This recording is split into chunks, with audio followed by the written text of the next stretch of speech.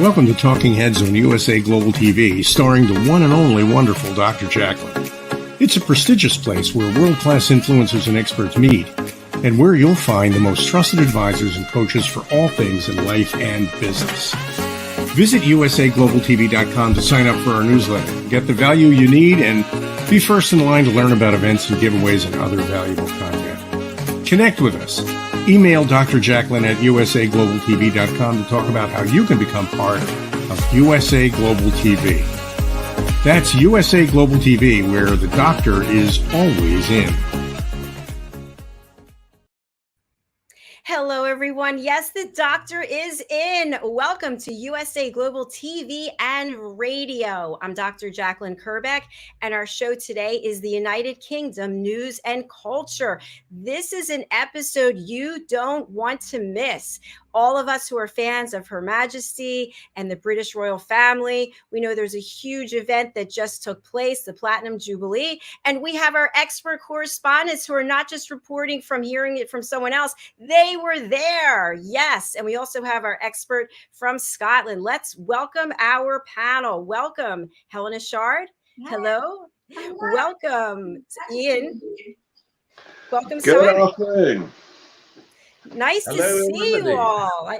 This is so exciting. And Simon, I know that you and I are really happy that we're here today. We weren't at the festivities, I don't think. Were you there?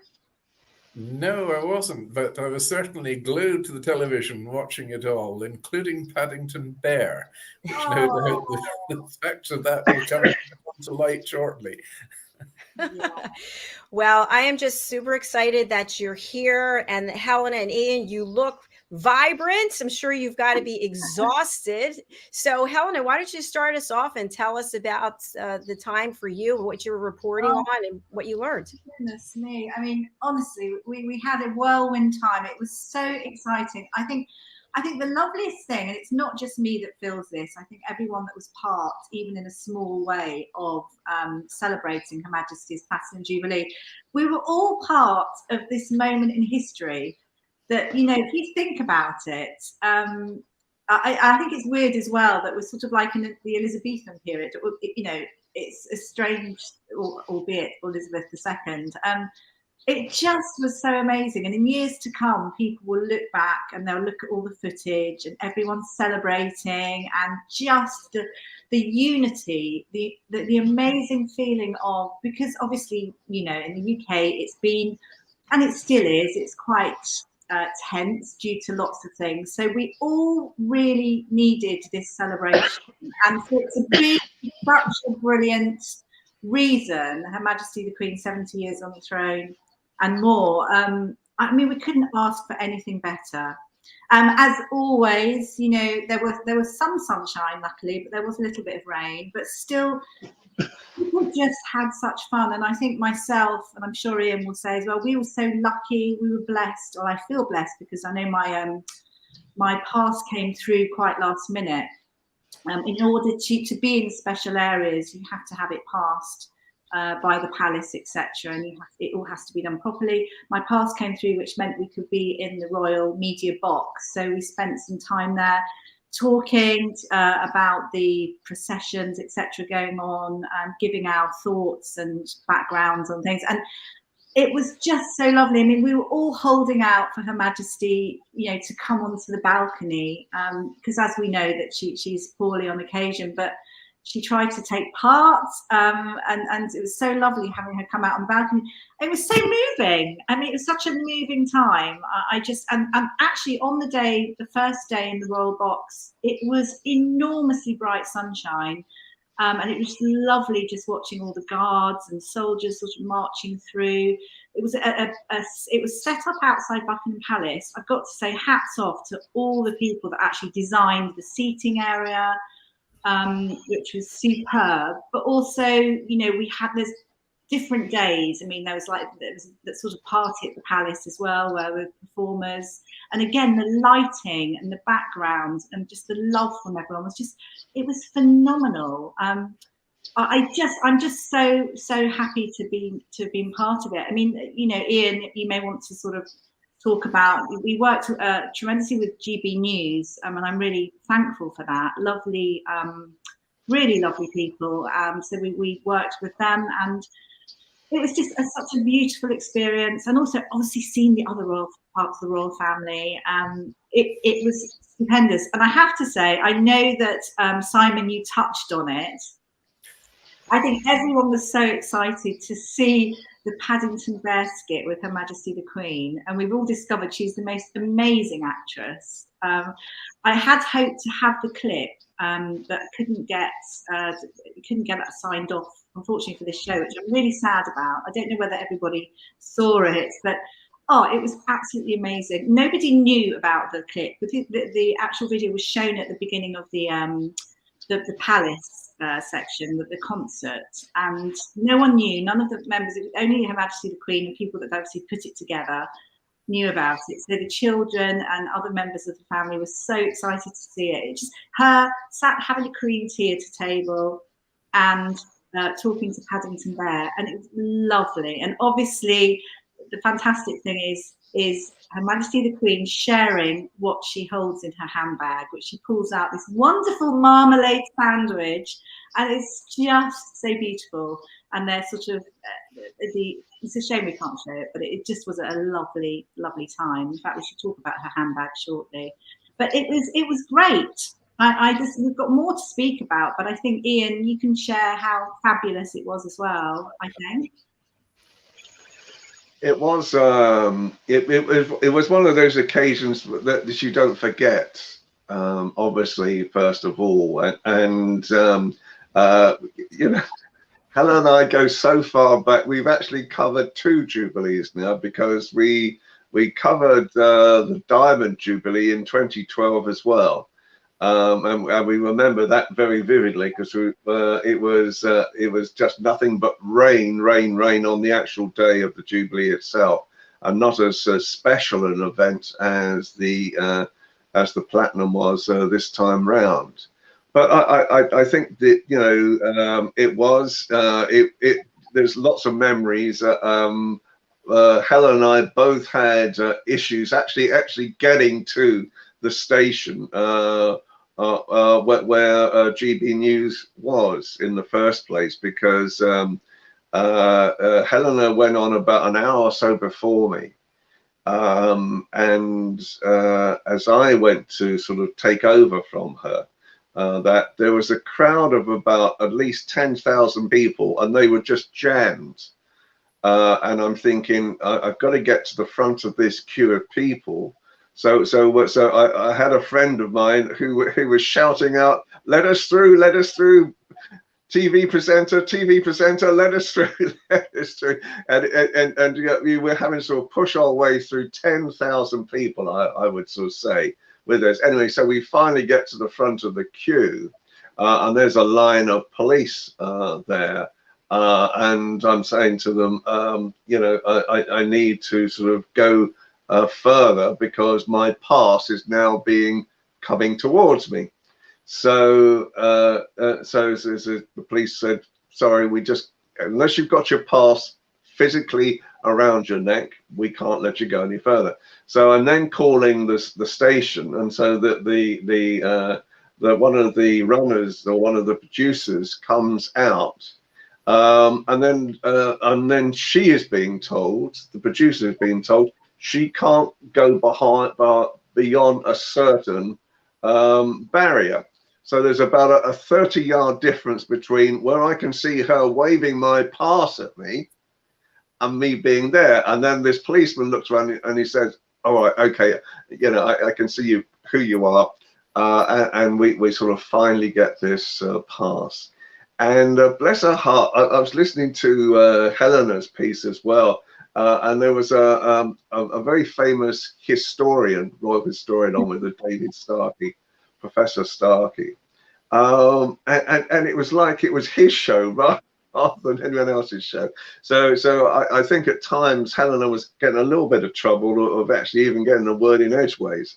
So there was all these sort of things going on. But Helena, bless her heart, did so well. You know, I've always admired Helena.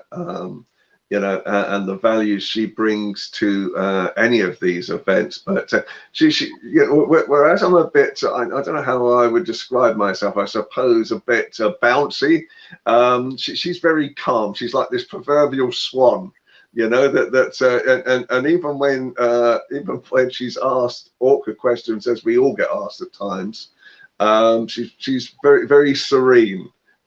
Is Helena, and she can sort of answer these things very, very calmly as well at the same time. So she is like a royal. I've always thought she is like a royal as well. And when she's on screen, she's all fabulous at the same time.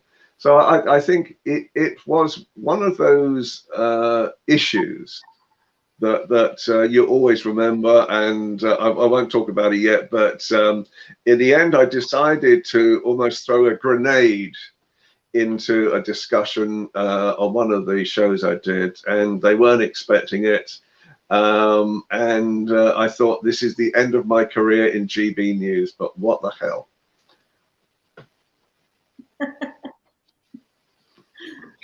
You might have to elaborate a little bit more. Well, it was, but by the obviously we started, I think, working on a Thursday, wasn't it? I've lost track of the days. It literally, the past week is like you know, my brain is fuddled these days. So by the Saturday, the thing I didn't like was on the Friday I was looking at what was going on at St. Paul's, and I didn't like at all the way that Harry and Meghan were treated at St. Paul's. I felt it made them look silly. So on the Saturday show, I think they'd really hired me just to do a bit of funny or something, you know, to talk with the royal family. And so I'd worked with one of the presenters quite a lot before, Stephen, and Diamond, another very famous presenter in Britain I'd never worked with before, but you know, I'm experienced in doing what I'm doing these days.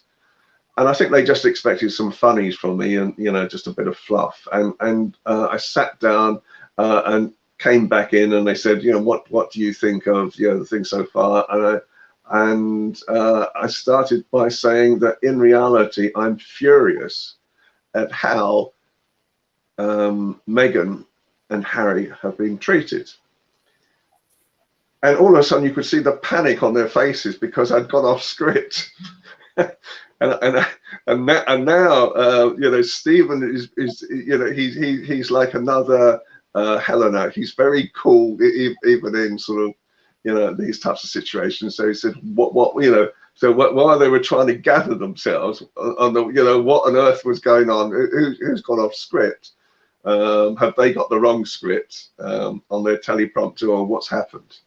So I start then sort of talking about this, and this turns into quite not a heated argument, a rather brisk exchange of words is probably the way I would put it. On what I felt and what they questioned to me on as well. And so I you know, after this is going off about 10 or 15 minutes, whatever. And I come out of the studio afterwards, and the male presenter said to me that his companion had said exactly the same thing as me, and that in reality, this is what people were saying, that a lot of people were feeling that Harry and Meghan hadn't been treated well at all. And so I came out the studio, and people are looking at me, you know, this is like, it's like this, the look of death. You know, I thought, well, that's it. You know, I'm not, that's my career gone in. Not that I wanted one that much, you know, with GB News.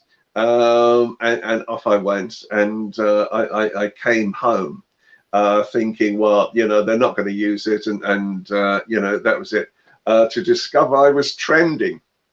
That my comments had already gone out globally, and I was starting to trend across the world in what I was saying, and I was the top news item at that moment on GB News as well. And you know what, the biggest thing for me is two things. First of all, I hate women being put down, and that for me is a crime. That really is a crime for me. And secondly, I fight for black people, people of color, communities as much as I possibly can, because I feel they bring so much value to Britain. And when Meghan first came to Britain, she was idolized by all the communities because they thought at long last someone actually represented them as well. They could see a representation. And when she left, the feeling was amongst the communities, well, what did we expect? What should we expect from what is a white Britain in their eyes at times? And so I thought perhaps I've done things wrong, and perhaps I've badly read the situation. And then I've started getting emails from right across the world. It's been really amazing. I got this wonderful email from a black professor in Canada who said, "You're the only one who looks like you have talked up this issue, and well done you." And there's this long email from him, and I've been getting other sort of texts as well. And I've been talking to some members of the black community since, saying, what do you think? Did I say the wrong thing? No, because in reality, it's what we've been thinking all the time. We knew we would be ostracized again. So this is I think we should move on and speak about how fantastic it was and how brilliant it was, because I suppose there are certain things that that Ian mentioned that I actually don't agree with, and it's not so much who's right and wrong, but I just feel personally I'm really saddened as to what's happened with Prince Harry and Meghan over here, because they did give a huge amount, but they stepped down as royals and things have changed. And I think everybody can read into situations, because what Ian's talking about is we had the Order of Thanksgiving at St. Paul's, which was lovely, obviously to celebrate Her Majesty's 70 years on the throne. And people were slightly concerned about where they were seated. And obviously people that walked into St. Paul's, it's amazing, it's so beautiful, absolutely fantastic building. And everyone has their timings and their seatings, and obviously things are sorted prior, and obviously has the Queen's approval and things. But when Prince Harry and Meghan came in, they obviously aren't going to be sitting in the same seating area with the working royals, and they were on the other side, and they were behind, I think, Prince Andrew's children, etc. And there was a little bit of a fracas. I think people thought, oh, it wasn't good enough that they should come in and be sat there, that they should have a bit more priority. But they did have their royal walking and their car that brought them in and everything. I don't think it was such a bad thing. I mean, for me, when we looked at all the footage in the newspapers the following day, the only thing that is slightly upsetting is we didn't see like Prince Harry and Prince William communicating or talking. There was no interaction. And as we know, with photographs, a picture tells 1,000 words. And to keep morale going, to keep the monarchy going, we need to see some kind of cohesion. It's like anything. If you've got something which is a problem, when you've got a crack in something, unless you work towards bettering it, the crack seems to get bigger.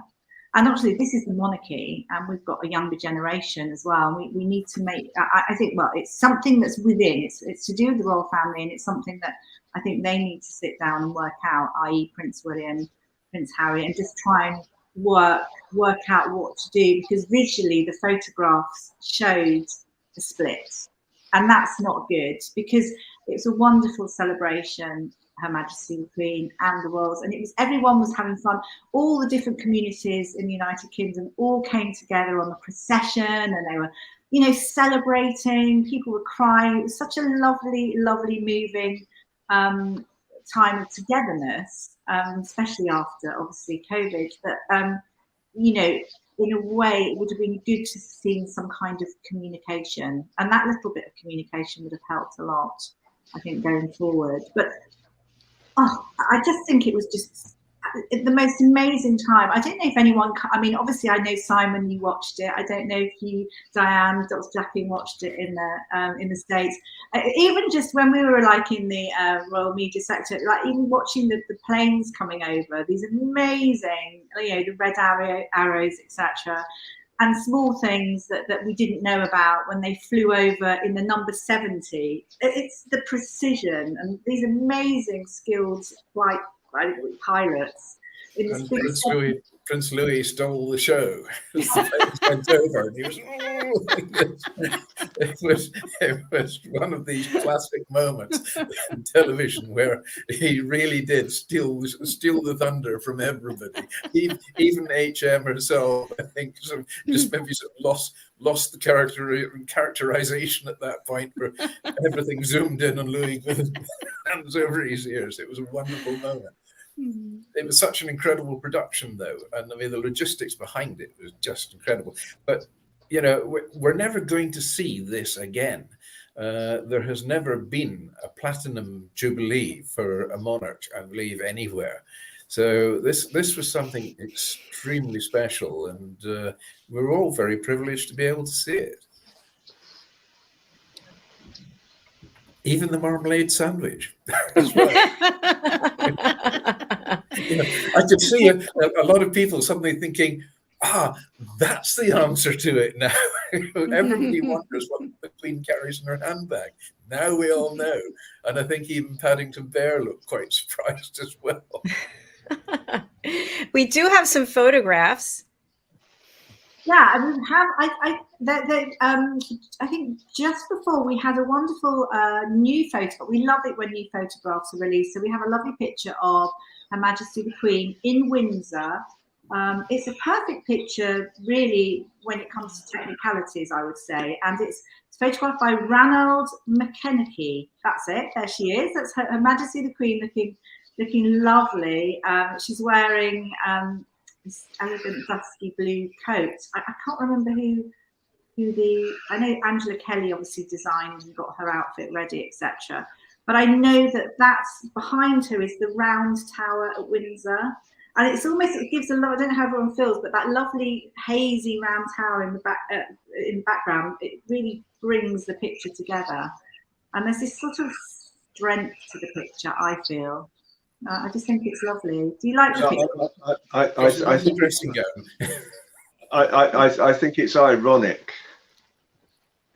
And the reason why I say it's ironic is the round tower at Windsor, you'll never get into. The round tower at Windsor is where all the secrets of all the royal family are stored. And newspapers have been trying to get Freedom of Information Acts and all sorts of things to get into the round tower at Windsor for 15 years. And they've always been refused. So all the secret letters, all the different things that have happened over generations of the royal family are all in the round tower.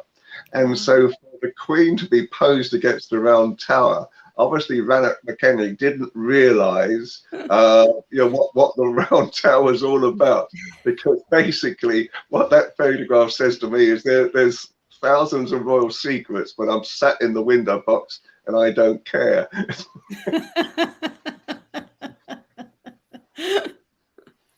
I think it's happy and content, and that's what I like to see. She looks beautiful. And she's a great photographer. Yeah, I think she did remarkably well. I mean, it's she's no spring chicken now, and and it's very easy to forget, because in many respects the Queen is almost ageless, because we all remember back to the day. Well, sorry, some of us elderly people amongst us remember back to the day of the television and seeing it actually there in black and white in the coronation, she's a timeless, extraordinary lady. She really is, and she's just absolutely extraordinary. And at that age, to be really as sprightly as she is quite remarkable. And her humor is completely intact, along with marmalade sandwich, of course. And we've got 3 other photographs as well. We've got I think one of the things, something that I suppose I've not really thought about it too much. It's one of those things that things come into my world. But it's to do with the Royal Mint, and the Royal Mint has recently unveiled the largest gold coin to mark Her Majesty's Platinum Jubilee. So obviously it's gold, it's fine gold. It's something like nearly 9 inches in diameter. It's 15 kilograms, I think, in weight. I'm not so good with kilograms, but I know it's 15 kilograms.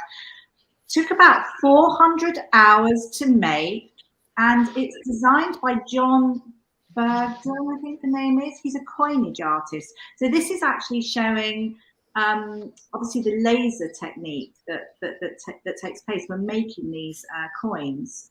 So a lot of thought goes into it. This is actually a one-off piece commissioned by a private collector. And again, I didn't realise that could happen, but it can. This one-off piece, and that's one side that we can see there, which is fantastic. On the other side, it's Her Majesty the Queen. We don't have a picture of it. Her Majesty the Queen on horseback. And it's a beautiful memory that someone's obviously going to have, which is lovely. I think it's £15,000. I mean, obviously the Royal Mint, they make lots of different coins as well. There's lots of commemorative 50p pieces and things like that at the moment. But I just think it was lovely to see that, because I don't really think about someone there designing lots of coins. And you can, in fact, order certain things, I think, via the Royal Mint. If anyone wants commemorative souvenirs, it's always lovely to have. And actually thinking about it, probably to have a nice gold coin at this time, it's probably good, isn't it, to have gold from a financial point of view, that really is as well. Mm-hmm. But yeah, lovely. So there's lots of other coins coming out, I think, for Prince William's birthday that's coming up. And yeah, I always love to see it. I love anything creative. So 400 hours like lasering and creating this thing, and of course the designs have to be passed by Her Majesty the Queen as well. So it's all a long drawn out thing, which is so good. I think it's lovely. So they're available to the general public? I think this one that we've just shown is a one-off piece which was commissioned by a private collector. So I don't think this one is, but yes, the other ones, there are quite a few that are available that can just be can be bought. But there's also 50p coins here in the UK which have been circulated. But I believe they're actually, you can pick them up via the post office, so I heard. So it's always good to hold. Do you have any commemorative coins, anyone? Does anyone have any from the past? Yay! But mine are American. So my question is, it's probably a silly one, but are foreigners allowed to buy y'all's commemorative coins? Yes. Yeah, you can. Come over and buy some. Is there a website where people can purchase them? I think you can just do a Google search, actually, and they'll bring up, these types of sort of coins. I think, I did a coin for the Queen myself as well some time ago. There's different organizations that create these commemorative coins. I know what my kids are getting for Christmas. Well, the big gold one. Gold one, right. So Diane, would they value that? Is that something that they absolutely. My mother, for Christmas every year since they were little, they received some type of commemorative coin, and they would be just overly excited to have one from the Jubilee. So yeah, they really would. So we're real big on family history, and I know you know that from me, but we pass the stories down, so they know their history, their family history going back to the United Kingdom, because as you know, it's in Wales and UK and Ireland and Scotland too. So we are a Heinz 57 of you guys. Love that. Yeah, they're very proud of their history. Oh, Helena, we have one more photograph. Right, now this is completely different. Now this was going off off the whole Jubilee thing, because I understand that I'm sure people are completely Jubileed out in a good way, in a good way. We've spent a lot of time celebrating, and it's fabulous, and we're all talking about it. As I say, it's that moment in history that gosh, you can't replace that. But this is a photograph. This is to do with. Well, let me go back. I'm very busy. Yes, here we go. So the photograph, this is a brave Ukrainian student. This is one student of a few students. Now, obviously, the war is still going on in Ukraine, and this is in Kharkiv. And this is the defiance of certain, this is one particular student, but there was a whole class of them. They were defiant. They were due to have their prom. Now, I've got family as well at the moment, and they're all getting ready for their proms because they're just coming out of high school. And people have bought their lovely dresses and were very excited to obviously do the passing out thing, and just photographs and cheers with their school friends. And this is a very brave student. I can't remember her name at the moment. And this photograph was Mr. Ashawa. And they decided, you know what? We've bought our dresses. We love each other. We are so happy to be passing out.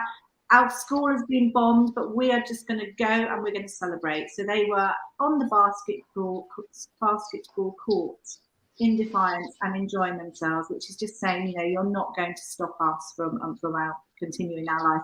And there is also another reason for doing that is, again, I was very tired over the Jubilee period. I think probably Ian's was as well.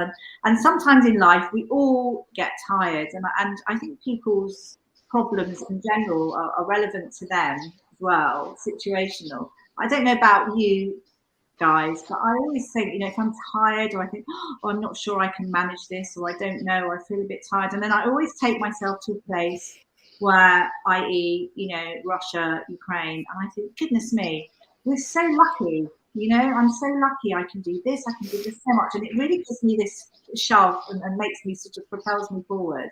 So I wanted to just share that picture as well, because in a moment, second, things can be taken away. Things can change, so it's always just aspiring to the best and being the best person you can be. Well yes, said. I agree. Really well said. That was a stunning image. If you see her, how beautiful she is in that vibrant red dress among all the debris and the bombings, it's really overwhelming. It is, and there was actually, that was one picture, but there was a lot of them actually on the basketball court, all dancing and just trying to have fun, and so great respect. That's amazing. That's very brave. Yeah, and it's sort of all dressed up and nowhere to go almost as well, which is rather sad. But it's it's a very powerful photograph, because it's very thought provoking as well. That you've got this lovely young lady in her full regalia there, and all dressed up, looking absolutely stunning. And then you see the absolute carnage around her as well. It's such an incredible contrast. And I think, with Ukraine, after I worked with at the palace on Thursday, I had to go to another event. And it was Ukrainians celebrating the day, the royal day. They did a fashion show. And they managed to get Ukrainian dresses out of Ukraine, and they did this full fashion show as part of their valuing the royal family themselves. All the models were Ukrainian, and all the dresses they'd managed to get out of Ukraine somehow. One day before the actual fashion show itself, they were wondering whether they had to cancel it. And it was their way of saying, and there were Ukrainians in the crowd, and I was talking to this lady, and she was apologizing to me, and I'm saying, why are you apologizing? She said, I've been here 3 months, and I'm still stumbling with my English. And I'm thinking, it just shows you the incredible courage of these people in the first place. And even then, you know, on a day like that as well, they were so proud of who they are, what is their country, what were the values of the country, and fashion was this particular one, that they wanted to show the rest of the world they are still strong. And I thought that was such a telling evening. Amazing. Yeah, that's truly incredible. And to Helena's point, we all have things to celebrate. And when we look around at what other people are going through, it's just thank you for what I have and for the ability to share it with the world and with each other. So I think that focusing on positives is so important. Before we end our show, which I can't believe it's almost time, I want to go over to Simon and find out what news you have for us. Well, I've been glued to the television again, as I say. I'm absolutely enthralled with this Paddington Bear and his marmalade sandwich, which he produces from under his hat, and the Queen produces out of her handbag.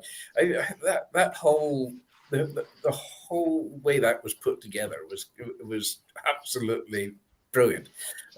Even down to the very end, there's the Marines were starting and the drum roll for that anthem from Queen, and she's tapping in time to the music on the teacup and the saucer, and I thought, that's good quality mice and ware there.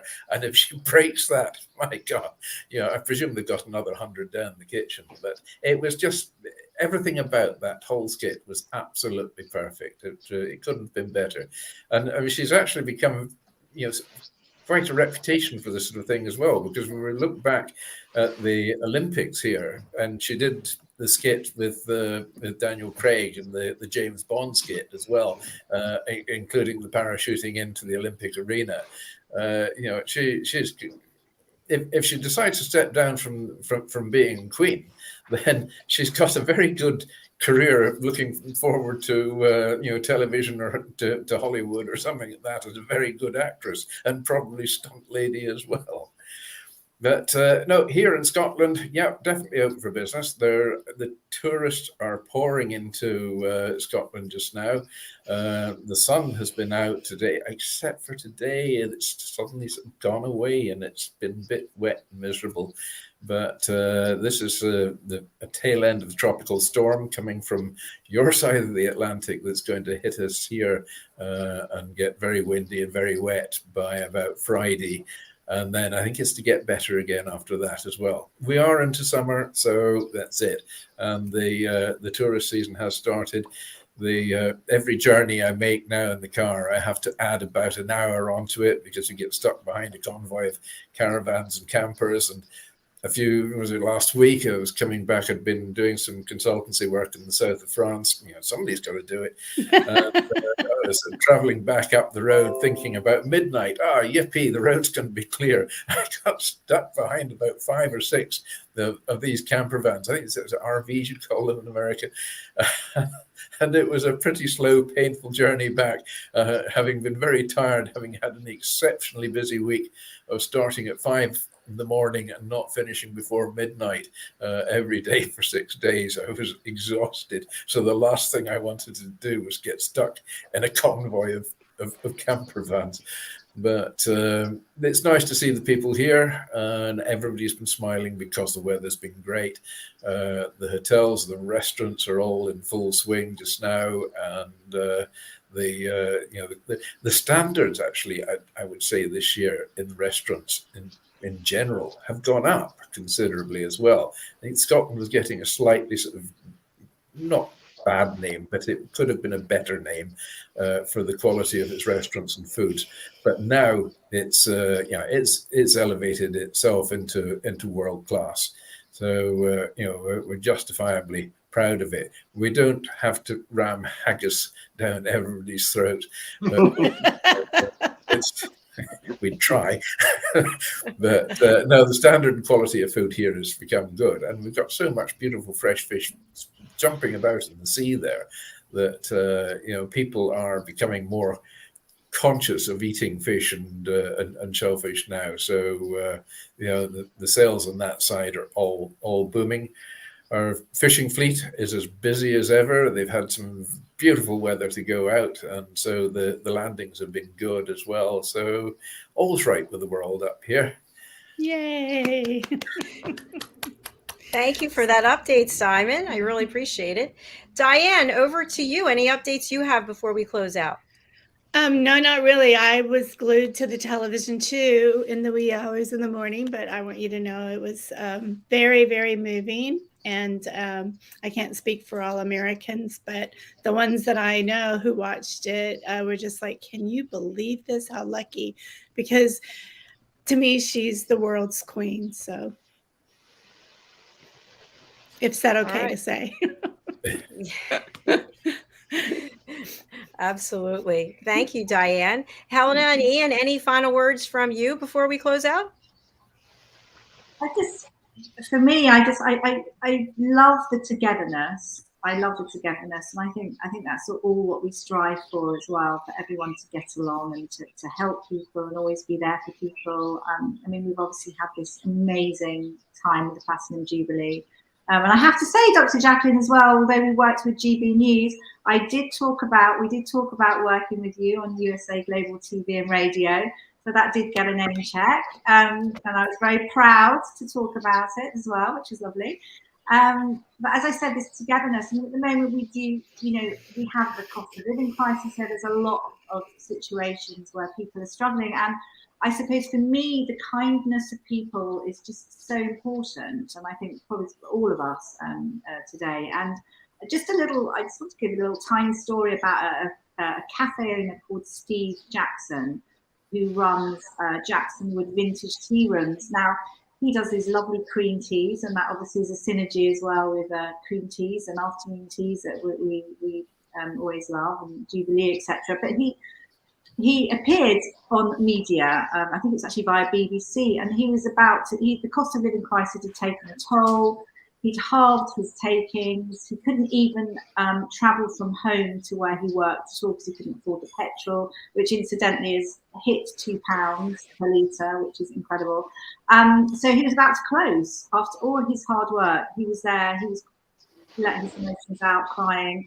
The kindness of people was phenomenal. He was inundated with donations, with 10 people who I think wanted to work with him for no payment voluntarily.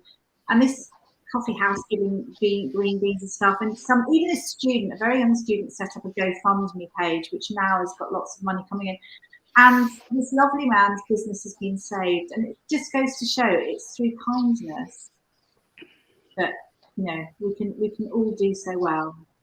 It's that togetherness. And I think that's how I'd like to end. Well said. Very inspirational. Thank you. And Mr. Turner. I think it has been a few days where it's given me a lot to think about, first of all, and I'm not sure how I view things totally in the same as Helena, but that's fair enough. We must have our different points of view and be allowed to say that. I've written off to Harry and Meghan. And I've put my thoughts on paper on what I feel at the moment. And so I do hope that acts of kindness between Harry and Meghan and William and Kate and the Queen and the royal family start to happen. And I do hope that common sense prevails, because when I talk to my other colleagues, royal commentators, behind the scenes, we're all saying the same thing, is that in reality, for me, and this is just my personal view, but I think a lot of other royal commentators think the same, perhaps not Helena, but that I think in reality at the moment, Harry and Meghan are global box office. And can we afford to do without them to actually help sell Britain in the future? I don't think so, but that's just my personal opinion, and I hope it's one that is meant to sort of actually suggest to the royal family that in reality it's the people who put the royal family into power, not the other way around. You've given us a lot to think about. Yeah, food for thought. I think we could go another hour, Dr. JACALYN. I'll just add in just my thoughts. I thought from what I watched, it was an incredibly beautiful event. Having sold meetings and events for a big part of my career, I know what goes into that, the amount of people and the planning and the security and the, crisis management in case something were to happen. It's unbelievable. And part of what we were getting here in the States on the network news was about Harry and Meghan being booed. And that just made me feel so sad. I just thought that's just not right. This is a day that is about Her Majesty and what she's accomplished. And that part bothered me. So I also feel like some takeaways for me are about the importance of family, the importance of not letting something get out of control that now you're on polar opposite sides and you can't communicate and the world is watching in this case. So I hope everyone is kind to their family members and kind to each other. And I know you have your kindness project that's coming out soon. It's actually out, right, or not? Not quite yet. We're in the last stages. Okay, good. Well, that's fantastic. And again, we want to support you any way we can. So thank you. All right, that's our show for today. I have a couple of announcements. Oh, Diane, did you want to say something? I didn't know if Simon wanted to have a last word of anything. Oh, I think he did, didn't you? Oh, he did? Okay, I didn't know. Another last word? Go ahead, Simon, please. Wakey, wakey. That's it. Okay. No, it's I think we're in for an amazing boost from from all the festivities over the Jubilee as well, because it's put the United Kingdom very much to the forefront in everybody's minds now. And the royal family get criticised and knocked from their critics very hard for saying, are they worth the money that we spend on them? Well, an event like this, okay, it costs a lot of money, but we will reap the benefits of that for a long, long time to come. It's really made the United Kingdom very desirable place to go, to see, and to visit. So I know this show goes out around the world, and there are people that are all over the world that are watching this. Please come here. We welcome you in with open arms, in particular in Scotland. We need your money. And your smiles. We're always smiling, yes. And the more money you throw at us, the bigger the smile. And put it all on Instagram. Well, thank you, esteemed colleagues. Thank you so much for your expert correspondence and reporting, and for sharing your views and thoughts, and just being part of our family here at USA Global TV and Radio. All right. We are signing off for today. So thank you all. And I look forward to coming back. Our next show is the Global Homes and Gardens. And Diane is actually a guest on that show. So do join us for that. Because I like to play in the mud. Yeah. Well, I do have one announcement before we go. I'll just put this up. So I created a fun and entertaining educational game show called Who's Listening? It's going to start in July. It'll be 15 weeks, and it's a friendly competition to see my team of certified elevated listeners and members of our elevated listening community, how much work they're actually doing after they got certified and joined our community to keep their listening skills up. So each week I will play sound clips. For example, Sally sells seashells on the seashore, seaside, whatever. And I'll say, what was the seventh word?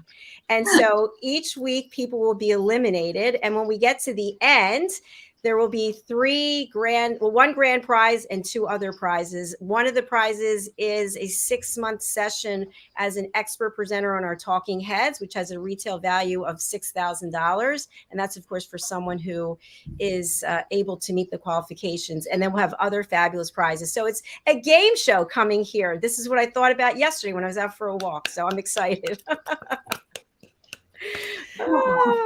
And everyone's eligible. All you have to do is take my course, The Power of Listening, for $257 and join our elevated listening community, which is $11 a month.